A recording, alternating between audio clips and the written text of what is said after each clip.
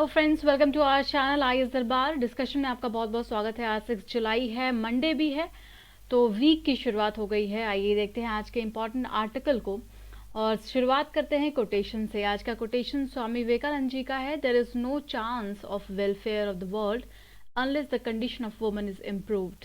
It is not possible for a bird to fly on one wing. यानी कि ये कहा जा रहा है कि वुमेन और मेन जो हैं वो दो विंग की तरह होते हैं किसी भी बर्ड में, और अगर यहाँ पे महिलाओं का इम्प्रूवमेंट नहीं होगा, उनके एम्पावरमेंट पर ध्यान नहीं दिया जाएगा, तो किसी भी सोसाइटी में ग्रोथ और वेलफेयर की हम बात नहीं कर सकते हैं। इस तरीके के सिमिलर कोटेशंस को और मिलते जुलते मतलब के कोटेशंस को हमने कई बार डिस्कस किया हुआ है, बट आपको एज पर द नेम कि किसने लिखा है या किसका ये कोटेशन है ये पता होना चाहिए। इससे आपके आंसर को वेट मिलता है, या ऐसे में जब आप ऐसे कोटेशंस को यूज़ करते हैं तो काफ़ी ज़्यादा फ़ायदेमंद होता है। बहुत सारे लोग ऑप्शनल की तैयारी भी करते हैं, तो आप साथ में ये भी समझते चलें कि ऐसे कोटेशंस आपके ऑप्शनल में कहाँ पर आपको मदद कर सकते हैं।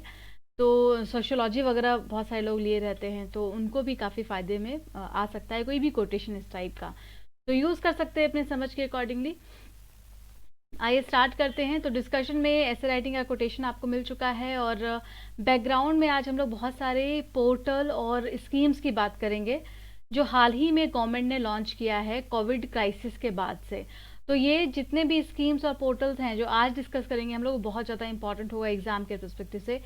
जो भी लोग आप लोग पहली बार देख रहे हैं इस चैनल को, प्लीज़ वो सब्सक्राइब कीजिए, ये रिक्वेस्ट है, क्योंकि इस डिस्कशन में आपको सिर्फ ऐसा नहीं है कि जो यूपीएससी की तैयारी में है उनका ही सिर्फ फ़ायदा हो रहा है, बाकी लोग भी उनको मालूम होना चाहिए कि इस पूरे डिस्कशन में हम लोग ऑब्जेक्टिव क्वेश्चन की प्रैक्टिस करते हैं। आंसर राइटिंग के लिए आपको क्वेश्चन दिया जाता है, तो आप अगर पीसीएस की तैयारी में भी हैं तो ऑब्वियसली आंसर राइटिंग तो हर किसी को करना होता है। तो ये 3 आर्टिकल हम डिस्कस करने वाले हैं जो काफ़ी इंपॉर्टेंट होंगे। Innovative education system, when bail is exception, बहुत सारे लॉ एंड रूल्स का हमें पता चलेगा यहाँ से, और आत्मनिर्भर इन एग्रीकल्चर, अशोक गुलाटी जी का ये आर्टिकल, जिसमें कि अलग अलग फैक्ट्स को डिस्कस किया गया है, हम यहाँ पे देखेंगे आज। तो आज के डिस्कशन में आपको ये सारे फैक्ट्स यानी ये सारे स्कीम्स रूल्स पता चलने वाले हैं। एकलव्य मॉडल रेसिडेंशियल स्कूल, युक्ति पोर्टल, भारत बढ़े ऑनलाइन कैंपेन, कुछ रूल्स जो यूनाइटेड नेशंस में हैं वुमेन प्रिजनर्स को लेकर के, और राष्ट्रीय मैनेजमेंट एक्ट 2005 का कौन सा सेक्शन है जो इसको प्रोटेक्ट करता है। तो ये सारी चीज़ें हम आज के डिस्कशन में जानने वाले हैं, तो आप लोग प्लीज़ अंत तक बने रहेंगे। और इतने सारे लोग चैनल को देख रहे हैं, व्यूज़ हो रहा है, आई होप आप लोग रुकते होंगे अंत तक। जो लोग एटलीस्ट कमेंट करते हैं, आंसर करते हैं, उनको तो समझ में आता है कि हाँ वो लोग पूरा वीडियो देख रहे हैं, और कुछ लोग जो लाइक नहीं करते हैं उनको पसंद आता है तब भी। तो मैं जानना चाहती हूँ क्यों। अगर आपको पसंद आ रहा है तो आप लाइक का बटन दबा सकते हैं, और अगर पसंद नहीं आ रहा है फिर आपको मैं बिल्कुल भी फोर्स नहीं करूँगी। मैं कोशिश ये करूँगी कि मैं ऐसा वीडियो लेकर के आऊँ जो आपको पसंद आ जाए, और प्लीज़ आप लोगों का कोऑपरेशन बहुत ज़रूरी होगा दोस्तों इस चैनल को आगे बढ़ाने के लिए। तो देखिए आज कौन कौन सा आर्टिकल है। व्हेन बेल इज एक्सेप्शन, आपने न्यूज़पेपर में देखा होगा ये इमेज, आत्मनिर्भर in agriculture, learning in the pandemic, ये एजुकेशन सिस्टम पर है। बहुत ही अच्छा आर्टिकल है। आज 3 क्वेश्चन दिए गए हैं रोज की तरह, तीनों ही आर्टिकल पर बेस्ड हैं। अभी हाल ही में सरकार ने कुछ स्टेप लिए हैं जहां पे हम बाइकआउट और बैन की बात करते हैं चाइना के प्रोडक्ट्स की, और साथ में आत्मनिर्भर बनाने की बात करते हैं। लेकिन कुछ इकोनॉमिस्ट का ये मानना है कि ये हम प्रोटेक्शनिज्म की तरफ वापस जा रहे हैं। They described it as that back to protectionism. तो क्या आप जो इकोनॉमिस्ट हैं उनके व्यूज से अग्री हैं? इसमें आपको आंसर लिखना है। दूसरा सवाल है, हाउ कोविड-19 crisis has brought both challenges and opportunity for the Indian education system, analyse करना है आपको। तीसरा सवाल जो होगा वो हमारे थर्ड आर्टिकल पर जो हम डिस्कस करेंगे उससे बेस्ड है, कि जो सिस्टम अभी है, अगर हम लीगल सेक्टर में बात करते हैं वहाँ पर क्या कुछ प्रॉब्लम है इनमेट्स के लिए। इनमेट्स मतलब जो कैदी हैं उनके लिए, और उनके रक्षा के लिए भी कानून होने चाहिए, और ये बहुत ज़रूरी है। लेकिन दिक्कत की बात यह है कि अभी तक का ये बहुत ही नेग्लिजेंस सा पार्ट रहा है। तो इसके क्या कॉज और कॉन्सिक्वेंसेस आगे हो सकते हैं, इस पर आपको आंसर लिखना है। ठीक है, हिंदी मीडियम के लिए भी क्वेश्चंस दिए गए हैं। ऑब्जेक्टिव क्वेश्चन में सबसे पहले हम बात करेंगे यहाँ पर ईएमआरएस की, तो ये याद रखिएगा ईएमआरएस पर आपसे क्वेश्चन पूछा गया है। दूसरा सवाल आपसे पूछा गया है युक्ति पोर्टल पर, और तीसरा सवाल आपसे पूछा गया है मनोदर्पण पर। ये हम आर्टिकल में डिस्कस करने वाले हैं। ये जानकारी कोचिंग से जुड़ी हुई है दोस्तों। जिनको की तैयारी करनी है मेंटर के अंडर में रह करके, या आपको एक पूरा ग्रुप चाहिए, आपको प्रिपरेशन करनी है, अगर आप फ्रेशर भी हैं या इवन ये नहीं सोच पा रहे हैं कि तैयारी कैसे शुरू होनी चाहिए, तो भी आप अप्रोच कर सकते हैं 7500 69 419 पर। और कोई भी जानकारी आपको चाहिए यूपीएससी से जुड़ी हुई, तो भी आप इन्फॉर्मेशन ले सकते हैं। आइए स्टार्ट करते हैं डिस्कशन को। पहला आर्टिकल हम आज डिस्कस करेंगे learning in the pandemic, education system के बारे में। बहुत सारे फैक्ट्स हमें यहाँ से मिलेंगे, स्कीम्स का पता चलेगा। जीएस पेपर 2 में सोशल जस्टिस में एजुकेशन एग्जैक्टली मेंशन्ड है। आपने देखा है अगर सिलेबस को, तो वहां से आप एसोसिएट करेंगे। तो आइए पहले बैकग्राउंड को डिस्कस करते हैं। एकलव्य मॉडल रेजिडेंशियल स्कूल का नाम तो आप कई बार सुनते हैं, इसके बारे में आपको जानना भी चाहिए। कुछ लोग जो जानते हैं उनका रिवीजन हो जाएगा, तो ध्यान से सुनेंगे, और जो लोग नहीं जान रहे हैं वो प्लीज़ नोट्स जरूर बनाते चलेंगे। Eklavya model residential school basically नहीं, एक्चुअली ये एसटी स्टूडेंट्स के लिए होता है। जो शेड्यूल ट्राइब्स स्टूडेंट हैं उनके लिए, जिस तरीके से जवाहर नवोदय विद्यालय है उसी के आधार पर एसटी स्टूडेंट्स के लिए एकलव्य मॉडल रेजिडेंशियल स्कूल बनाया गया है। ठीक है, तो यहाँ पे इसका उद्देश्य क्या है कि जो ट्राइबल पॉपुलेशन है उनके बच्चों को अच्छी शिक्षा दी जा सके, और उनको सशक्त बनाने के लिए ये ईएमआरएस का कॉन्सेप्ट लाया गया था। इसको कॉन्स्टिट्यूशन के 275(1) आर्टिकल में आप देख सकते हैं। इसी के तहत ईएमआरएस को बनाया गया है। तो ये भी फैक्ट हमें पता होना चाहिए कि आर्टिकल 275(1) जो कॉन्स्टिट्यूशन का है उसके तहत इसको बनाया गया, और मिनिस्ट्री ऑफ ट्राइबल अफेयर्स के पास इसके इम्प्लीमेंटेशन की सारी जिम्मेदारी दी जाती है। कवरेज जाना बहुत ज़रूरी होता है इसमें। तो कहाँ पर इसको ओपन किया जा सकता है? ये बहुत ही पुराना प्रोजेक्ट है, लेकिन 2010 में इसमें कुछ बदलाव किए गए। At least one EMRS is to be set up in the integrated tribal development agency and ITDP having 50% population. जहाँ जिस एरिया में 50% तक एसटी पॉपुलेशन होगा, वहाँ पर ये EMRS को एटलीस्ट एक स्कूल तो होने ही चाहिए। ठीक है, and ministry of tribal affairs ने फिर रिकॉग्नाइज किया 163 प्रायोरिटी डिस्ट्रिक्ट, जहाँ पर 25% ये एसटी पॉपुलेशन थे for the implementation of EMRS project. And 2011 में उसके बाद 564 सब डिस्ट्रिक्ट्स को चुना गया, और वहाँ पर 20,000 से ज़्यादा ट्राइबल पर्सन्स रह रहे हों, या फिर 50% तक एसटी पॉपुलेशन उस एरिया को कवर करता हो, ब्लॉक, तालुक, तहसील, वहाँ पर स्कूल्स खोले जाएंगे। तो ये याद रखिएगा। इसमें आगे का भी हमारा प्रोजेक्ट है कि बजट 2018-19 में इसका काफ़ी ज़्यादा जिक्र हुआ था, और तब ये कहा गया था कि जो ब्लॉक जहाँ पर 50% से ज़्यादा पॉपुलेशन होगा, या 20,000 तक ट्राइबल पॉपुलेशन उस एरिया में होंगे, वहाँ पर एटलीस्ट एक स्कूल खोले जाएंगे 2022 से। तो ये बिल्कुल करंट का प्रोजेक्ट है, और ये इसकी अच्छी बात ये है कि ये बहुत ही पास्ट से चला आ रहा है। इसको ये प्रोजेक्ट पुराना है, लेकिन अभी भी ये रनिंग है, और आगे इस पर और डेवलपमेंट होने की संभावना है। तो जब भी आप ट्राइबल पॉपुलेशन के का जिक्र करें, उनके एजुकेशन के बारे में बात करें, तो इस स्कीम को आपको मेंशन करना बहुत ज़रूरी है। अगला स्कीम हम देखेंगे, एजुकेशन बेस्ड ही है, भारत पढ़े ऑनलाइन एंड युक्ति पोर्टल। ऑब्वियसली किसका होगा? ये मिनिस्ट्री ऑफ HRD का होगा। लेकिन एक खास बात होती है, जब हमें क्वेश्चन पूछा जाता है और वहाँ पे कंफ्यूज करने के लिए मिनिस्ट्रीज को बदला जाता है, तो हमें बहुत कंफ्यूजन हो जाता है। वो सिंपल सा क्वेश्चन जिसका आप आंसर जान रहे होते हैं, उसमें भी आप डाउट करते हैं कि क्या युक्ति पोर्टल HRD मिनिस्ट्री का होगा, या भारत पढ़े ऑनलाइन HRD मिनिस्ट्री का ही होगा सोलली, या फिर कोलैबोरेशन होगा 3-4 मिनिस्ट्रीज का, या फिर HRD मिनिस्ट्री नहीं होगी इसमें।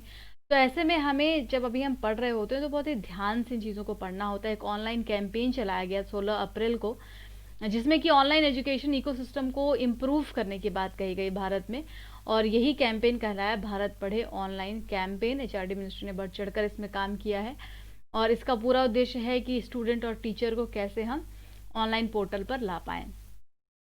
देखिए, युक्ति पोर्टल में युक्ति का अगर आप फुल फॉर्म याद रखेंगे तो आपको कभी कंफ्यूजन नहीं होगा। Young India combating covid with knowledge, technology and innovation. ये एक यूनिक पोर्टल है Yukti portal, and to monitor and record the effort of initiative of MHRD।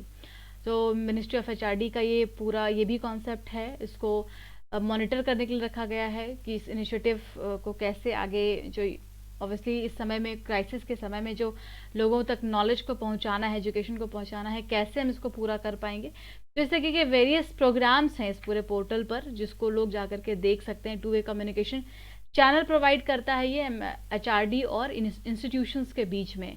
तो कई सारे क्रिटिकल इश्यूज होते हैं जिसको एड्रेस करना इस पोर्टल का काम है। तो पोर्टल में आपको पता है ना, कोई भी जानकारी चाहिए, उससे जुड़ी हुई कोई भी इंफॉर्मेशन, कॉन्टैक्ट, तो सब कुछ वहां पर मिल जाता है, और इसीलिए युक्ति पोर्टल बनाया गया है। PM ई-विद्या, ये भी याद रखिएगा, मिनिस्ट्री ऑफ फाइनेंस ने कई सारे इनिशिएटिव्स को लॉन्च किया था इस दौरान, खास करके एजुकेशन सेक्टर को बूस्ट करने के लिए। उसी में से एक PM ई-विद्या भी लॉन्च किया जाना है, जहां पर कि डिजिटल, ऑनलाइन और ऑन एयर एजुकेशंस को और स्मार्ट बनाया जाएगा, जिसके तहत ये सारी स्कीम्स आ जाएंगी। दीक्षा, TV 1 क्लास 1 चैनल, स्वयं ऑनलाइन कोर्सेज, IIT पल, ये सारी चीज़ें इसमें आ जाएंगी। शिक्षा वाणी पॉडकास्ट, और Daisy, that is digitally accessible information system, जो कि ये NIOS वेबसाइट पर साइन लैंग्वेज के थ्रू इनको दिया जाएगा। जो डिफरेंटली एबल्ड बच्चे हैं उनको स्टडी मटेरियल प्रोवाइड करने के लिए काम करेगी सिस्टम। मनोदर्पण इनिशिएटिव बहुत ही अच्छा और यूनिक सा इनिशिएटिव है, जिसमें कि साइकोलॉजिकली जो डिप्रेस्ड बच्चे हैं उनको प्रॉपर एक साइकोलॉजिकल सपोर्ट प्रोवाइड किया जाएगा यहाँ पर। It is being launch to provide psychological support to the student, teachers, families for mental health and emotions wellbeing. तो प्रॉपर तरीके से बच्चे डिसहार्टन ना हो, मेंटली स्ट्रांग रहें, मेंटल हेल्थ का किस तरीके से पूरा पता करना है, इन सब चीज़ों के लिए टोल फ्री हेल्पलाइन इस इनिशिएटिव के माध्यम से, मनोदर्पण स्कीम याद रखिएगा, इसके माध्यम से ये चला रहे हैं। तो बहुत सारे स्कीम्स को लॉन्च किया गया है जिसको हमने पढ़ा एजुकेशन से जुड़ा हुआ। आर्टिकल में क्या कहा गया है, तो मतलब आपको समझना चाहिए कि जिस तरीके से कोरोना वायरस ने अटैक किया और एक क्राइसिस हर एरिया में फैल गया, उसमें से एजुकेशन भी रहा। और एजुकेशन, सरकार ने सबसे अच्छी बात क्या की यहाँ पर, कि सबसे पहले लोगों के हेल्थ और लाइफ को प्रायोरिटी दिया रादर देन ऑब्वियसली एजुकेशन। तो उन्होंने कंटिन्यू नहीं किया एजुकेशन को, और सबसे पहले जो स्कूल एजुकेशन से उसको बंद कर दिए गए, ताकि इस वायरस से बच्चों को बचाया जा सके। एंड इसके अलावा सरकार ने कई सारे स्कीम्स को लॉन्च किया इस दौरान। इसमें से जो एकलव्य मॉडल रेजिडेंशियल स्कूल है ट्राइबल चिल्ड्रन के लिए, वो भी एक आता है। Make in India, digital India, skill India, बहुत सारे कॉन्सेप्ट्स, और आत्मनिर्भर भारत बनाने का एक अल्टीमेट प्रोजेक्ट लेकर के आती है सरकार। Health and safety above the academics, जैसा मैंने आपको बताया कि एकेडमिक्स से अबव, ऊपर रखा गया हेल्थ और सेफ्टी को। और इसी तरीके से जो वायरस है, इसने इस पूरी क्राइसिस को, इस चैलेंजेस को कहीं ना कहीं अपॉर्चुनिटी में बदलने में भी मदद किया। अगर ऐसा नहीं होता तो हम कभी भी ऑनलाइन सिस्टम और ऑनलाइन एजुकेशन के बारे में नहीं सोच पाते। और जिस तरीके से आज बच्चे, टीचर और हर एक प्लेटफॉर्म, गवर्नमेंट, पेरेंट्स, हर व्यक्ति ये इस चीज़ को समझ रहा है कि ऑनलाइन एजुकेशन पर हमें जाने की ज़रूरत है। और इसमें जो वायरस का आना था, इसने थोड़ा ट्रिगर किया पूरे पॉइंट को, और इससे कई सारे प्रॉब्लम्स को हम एक साथ रिजॉल्व कर सकते हैं। ऐसे बच्चे जो स्कूल तक नहीं जा पाते थे, उन तक हम पहुंच सकते हैं। और सबसे बड़ी बात है कि जो गर्ल्स का एजुकेशन सिस्टम है उसको अच्छे से फोकस किया जा सकता है इसके थ्रू। जो एजुकेशन इंफ्रास्ट्रक्चर है उसको और मॉडर्नाइज बनाया जा सकता है। और ऑब्वियसली अब टीचर को ट्रेनिंग प्रोवाइड करने की ज़्यादा ज़रूरत है, और उसमें इम्प्रूवमेंट होना बहुत ज़रूरी है। Now PM's initiative have played a major role. अभी हमने बहुत सारे स्कीम्स की बात की, तो जाहिर तौर पर ये सारे इनिशिएटिव्स और स्कीम्स जो प्रधानमंत्री जी ने अनाउंस किया, वो बहुत ही ज़्यादा हेल्पफुल रहा लोगों के लिए।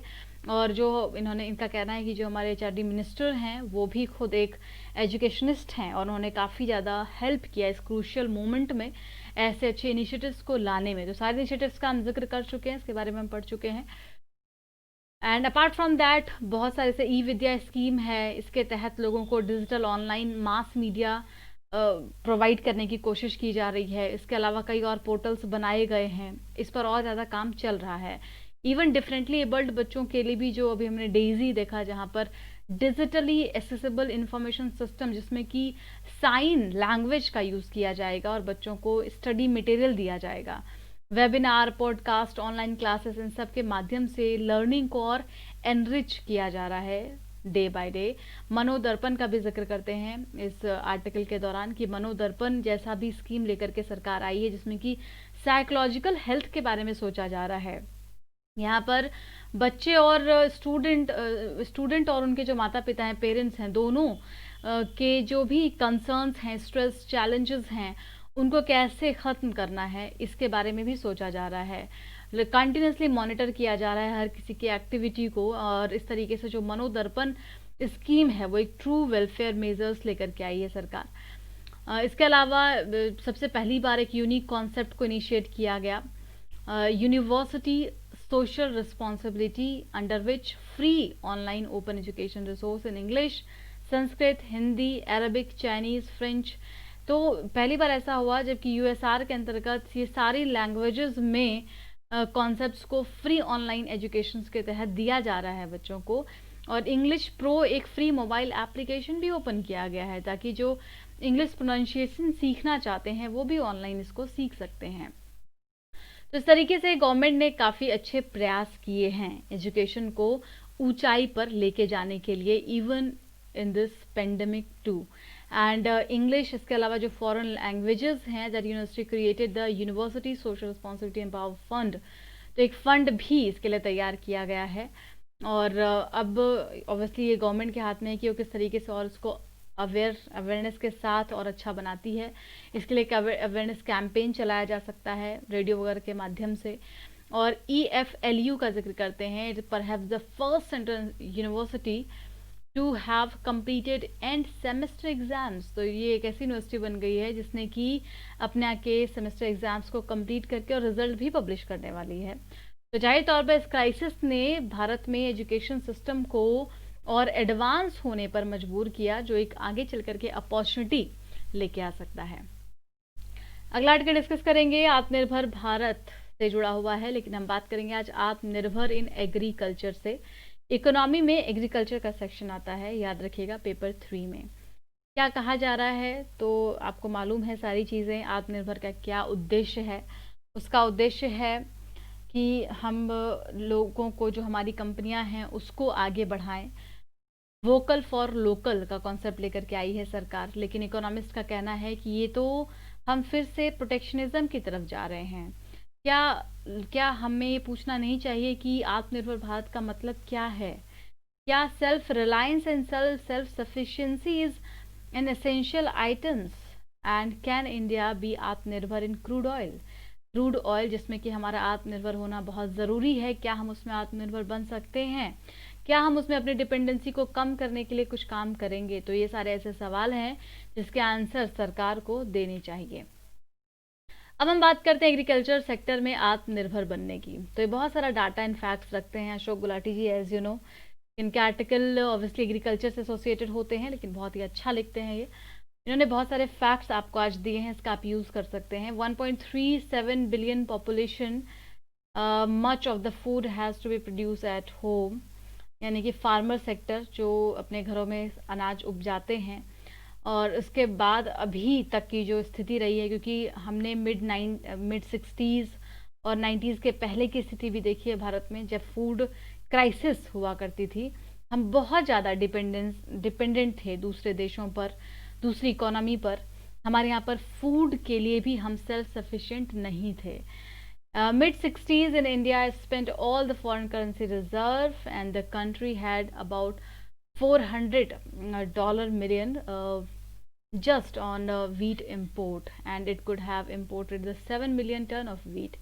तो उस समय में क्या था, स्थिति ये थी कि जो हमारे पास रिजर्व होते थे वो भी बहुत कम होते थे, और एक समय ऐसा आया जब हम सिर्फ और सिर्फ गेहूं इंपोर्ट कर सकते थे, और 7 मिलियन टन गेहूं को इंपोर्ट भी किया गया।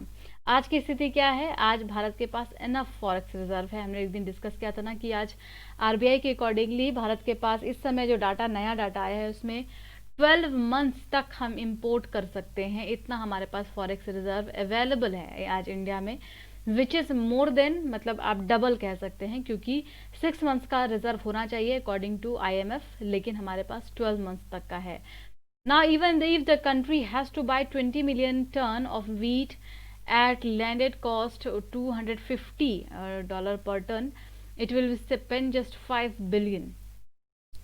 तो आत्मनिर्भर का जो कॉन्सेप्ट है वो इसको यहाँ पे जिक्र कर रहे हैं कि हम फूड के मामले में खुद को आत्मनिर्भर कैसे बना रहे हैं और क्या एग्जैक्टली जो हमारा कैलकुलेशन है वो कितना सही है।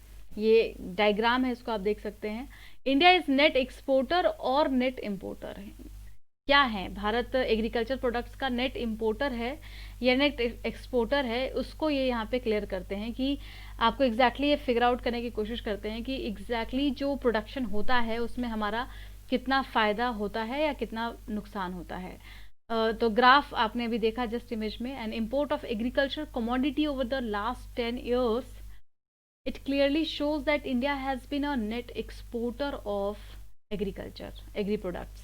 तो अभी तक जो अगर हम 10 सालों का रिकॉर्ड देखते हैं, यहाँ पे देखिए आपको 2001 से लेकर के 2019-20 तक का पूरा डाटा दिख रहा है सामने रेड और ब्लू लाइन में, जिसमें कि आप एग्री इंपोर्ट और एग्री एक्सपोर्ट दोनों का ग्राफ देख रहे हैं, राइट। ये ऊपर वाला एक्सपोर्ट का है और ये इंपोर्ट का है, ठीक है। Now come to the point. इनका कहना है कि 10 सालों का अगर आप ग्राफ देखते हैं तो ऐसा लगता है कि भारत नेट एक्सपोर्टर है, मतलब हम इंपोर्ट कम करते हैं, एक्सपोर्ट ज़्यादा करते हैं। और ये पॉसिबल हो पाया 1991 के रिफॉर्म के बाद। बहुत सारे बदलाव हुए भारत में, और इसके पहले यूपीए गवर्नमेंट और उसके बाद मोदी गवर्नमेंट। इनका कहना है कि जो प्रेजेंट गवर्नमेंट है उनको 6 साल आज हो चुके हैं अपनी सत्ता में, 5 साल पहले का और 1 साल इस बार का। बट धीरे धीरे जो एग्री एक्सपोर्ट है ना वो स्लगिश हो रहा है, स्लाइड हो रहा है, नीचे जा रहा है। देखिए आपको दिख रहा है इनके इमेज में।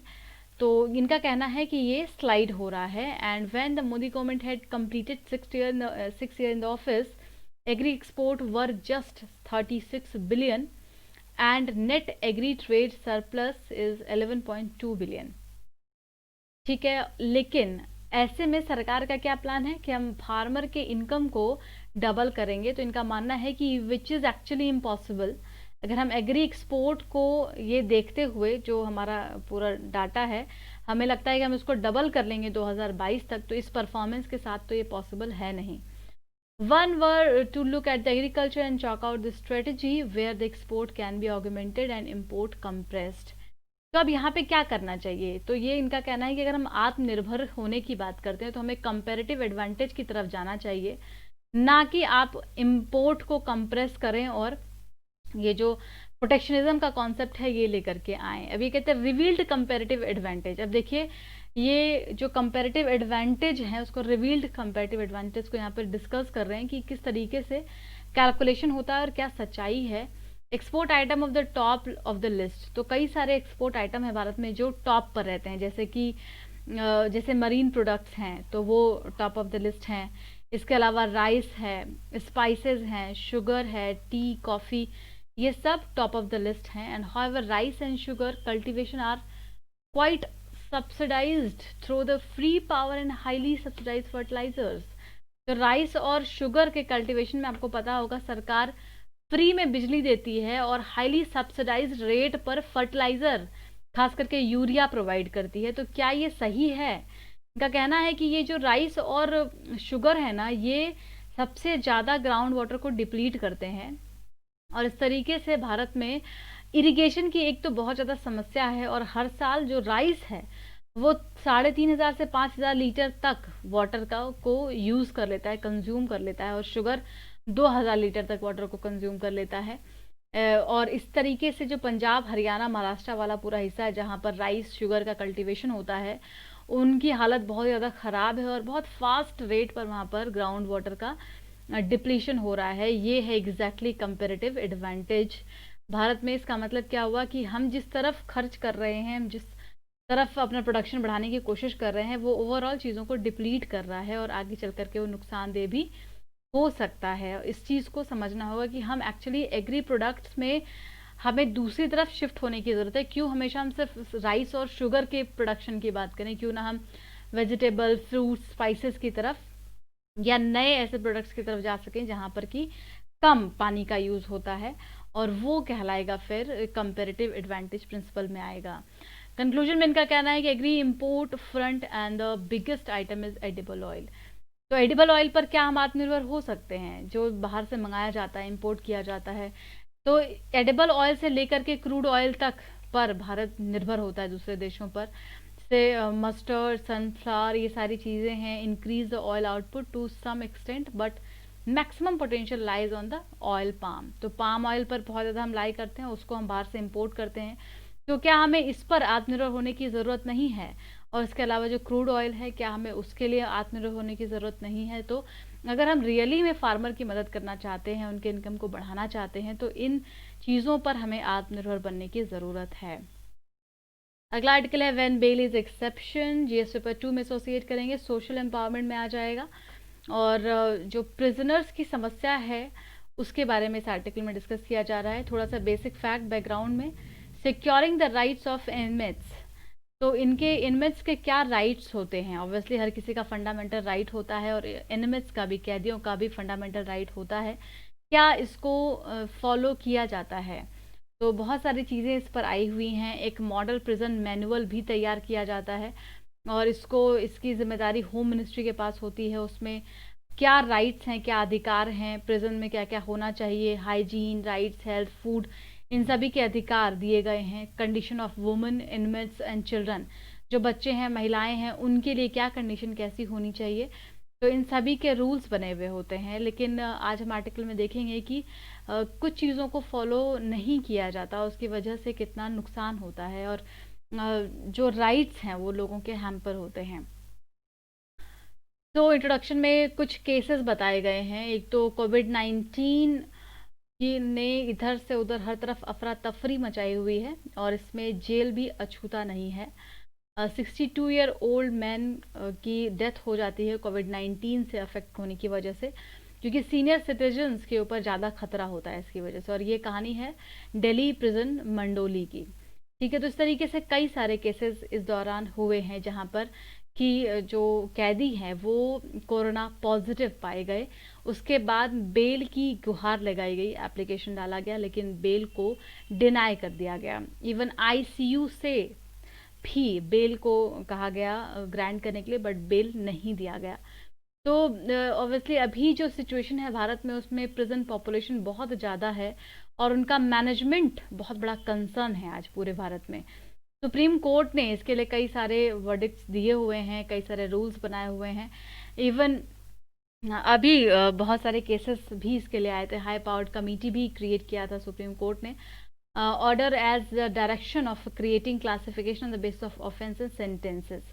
तो जो ऑफेंस है, जो अपराध हुआ है और जो सेंटेंस मिला है कैदी को, उसके हिसाब से आगे और इंटरप्रेट किया जाएगा, डायरेक्शंस वगैरह दिए जाएंगे। इसके लिए भी सुप्रीम कोर्ट ने एक हाई पावर्ड कमेटी भी बनाई है। लेकिन हाई पावर्ड कमेटी ने क्या किया, वो उन्होंने प्रिजनर सेंट्रिक अप्रोच को ना रखते हुए, तो उन्होंने प्रिजनर सेंट्रिक अप्रोच को अडॉप्ट नहीं किया। और ऐसे में जो प्रेग्नेंट या लैक्टेटिंग वुमेन हैं, फॉरेनर्स हैं, एल्डरली पीपल, डिसेबल्ड पीपल, उन सभी को जैसे जो अंडर ट्रायल होते हैं, तो जो अंडर ट्रायल हैं उनको कंसिडर किया जाना चाहिए, बट उस एचपीसी में, हाई कमेटी में, उसको कंसिडर नहीं किया गया। और खास करके जो फॉरेनर्स हैं, जो बेल के लिए, इंटरिम बेल की को डिजर्व भी करते हैं और डिमांड भी करते हैं, ऑब्वियसली आर्टिकल 21 के थ्रू उनको उनके राइट्स ग्रांटेड हैं, बट ये चीज़ अभी फॉलो नहीं हो रही है। और रिसेंट के कुछ केसेस का भी यहाँ पर जिक्र हुआ है। खास करके इस पूरे आर्टिकल में वुमेन और चिल्ड्रन पर बहुत ज़्यादा फोकस किया गया है। तो जो प्रेग्नेंट वुमेन होती हैं जेल में, जो जेल कैदी होती हैं, उनके साथ क्या ट्रीटमेंट होता है। उसके बाद रिसेंट कुछ केसेस थे जहाँ पे सफूरा जरगार का आपने केस सुना होगा, हमने डिस्कस भी किया था पहले। ह्यूमैनिटेरियन ग्राउंड्स पर इन्होंने 3 बार बेल अपील किया था, लेकिन इनको बाद में फिर अल्टीमेटली लास्ट में जाके बेल ग्रांट किया गया, लेकिन इनके पहले इनको भी बेल नहीं दिया जा रहा था। तो इस तरीके से जो लोग अंडर ट्रायल हैं, और अभी उन पर केसेस मतलब एफआईआर हुआ है या उनको बस अभी दोषी ठहराया गया है, वो सत्यापित नहीं हुए हैं, उनके लिए कुछ रूल्स रेगुलेशंस होते हैं, उनको बेल मिल जाता है, इंटरिम बेल मिल जाता है। लेकिन ये चीज़ें फॉलो ना होने की वजह से जो भीड़ है, जो पॉपुलेशन है जेल में, वो लगातार बढ़ रही है। और फिर इसको मैनेज करने के लिए हमारे पास एक प्रॉपर रूल्स रेगुलेशंस का होना बहुत ज़रूरी है, नहीं तो लोगों के जो राइट्स हैं वो बहुत ज़्यादा हैम्पर हो रहे हैं। और ministry of women and child development के रिकमेंडेशन के accordingly pregnant women should be given bail to facilitate child birth outside the prison. ये प्रेग्नेंट वुमेन का अधिकार होता है। ये स्टेटमेंट आप जरूर याद रखिएगा, इससे क्वेश्चंस बन सकते हैं। तो ministry of child and development का स्टेटमेंट था कि जो महिलाएं हैं, प्रेग्नेंट वुमेन हैं, उनको अधिकार है कि वो प्रिजन के बाहर चाइल्ड बर्थ दे सकें, तो उसका उनको अधिकार मिलना चाहिए। नेशनल कमीशन फॉर वुमेन्स की भी एडवाइजरी जारी हुई है 2020 में, recommended that women in the trial who are charged with life और death should also be given bail. अब ऐसी महिलाएं जिनको की डेथ सेंटेंस मिला है या लाइफ इम्प्रिजनमेंट मिला है, उनको भी ऐसे समय में बेल दिया जाना चाहिए। ये नेशनल कमीशन ऑन वुमेन की एडवाइजरी में कहा गया है। अब देखिए, यूनाइटेड नेशंस के भी अपने रूल्स होते हैं और वुमेन प्रिजनर्स के लिए भी रूल 24 यूनाइटेड नेशंस का क्या कहता है, तो वो भी महिलाओं के प्रोटेक्शन की बात करता है कि वुमेन प्रिजनर के साथ ट्रीट कैसा होना चाहिए।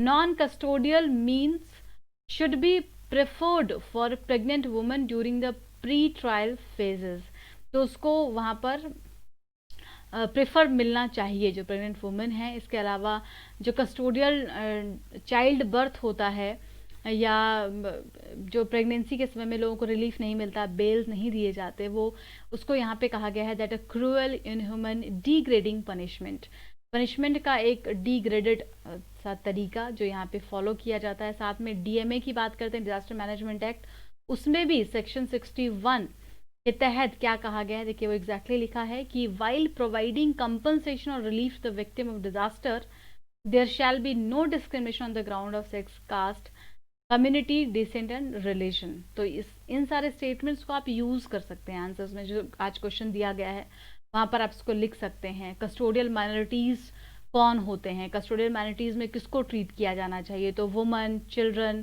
Senior citizen, gender, sexual minority, Dalit, इन सभी को कस्टोडियल माइनॉरिटीज में ट्रीट किया जाना चाहिए। ठीक है, आगे बहुत सारे सवाल हैं। सबसे पहला तो सवाल है जो डिजास्टर लॉ है उसमें सेक्शन 51 से 60 के तहत क्या कहा जाता है, उसके तहत डील होना चाहिए। इसके बाद must the right framework that limit state access the bind state action be suspended. तो इनके साथ जो डिस्क्रिमिनेशन होता है वो डिस्क्रिमिनेशन नहीं होना चाहिए। उसके सबसे ज़्यादा ज़रूरी है गवर्नमेंट का अवेयर होना, गवर्नमेंट का एक प्रॉपर पॉलिसी एंड रूल्स को लेकर के आना। तो अब आइए प्रीवियस डे के क्वेश्चन का आंसर देख लेते हैं। विवेक ओबरॉय के रिकमेंडेशन पर पहला सवाल था। इन्होंने यहाँ देखिए पहला स्टेटमेंट क्या है, डिस्करेजिंग प्राइवेट पार्टिसिपेशन, जो कि गलत हो जाएगा, ये इन्होंने इनकरेज किया था, तो इसका आंसर शुड बी बी। ठीक है, दूसरा वाला स्टेटमेंट सही है। अगला सवाल, राकेश मोहन कमेटी किससे संबंधित है, रेलवे से। और तीसरा सवाल था एपीआई से संबंधित, ये इसमें दोनों स्टेटमेंट बिल्कुल सही दिए हुए हैं, इसके बारे में डिटेल में जिक्र किया था। तो यहाँ पे बोथ स्टेटमेंट आर करेक्ट हो जाएगा, सी हो जाएगा इसका आंसर, तो दोनों करेक्ट के हिसाब से। सचर कमेटी किससे संबंधित है, हमने उस दिन डिस्कस किया था, स्टेटस ऑफ मुस्लिम कम्युनिटी, उनका एजुकेशनल स्टेटस किस तरीके का है, इकोनॉमिक स्टेटस कैसा है, उस पर सचर कमेटी बनाई गई थी। तो काफ़ी इंपॉर्टेंट था लास्ट डे के डिस्कशन में, आप लोग उसको ज़रूर सुन लीजिएगा अभी तक नहीं सुना है तो। डिस्कशन पसंद आता है दोस्तों तो लाइक ज़रूर कीजिए, शेयर कीजिए, बताइए अपने दोस्तों को कि डिस्कशन इस प्लेटफॉर्म पर हो रहा है। आज भी बहुत सारे ऐसे स्टूडेंट हैं जिनको नहीं मालूम है इस चैनल के बारे में, जो पहले फॉलो करते थे, तो प्लीज़ आप लोगों के कोऑपरेशन से ही संभव हो पाएगा। Thank you so much, keep starting, कल फिर से मिलते हैं।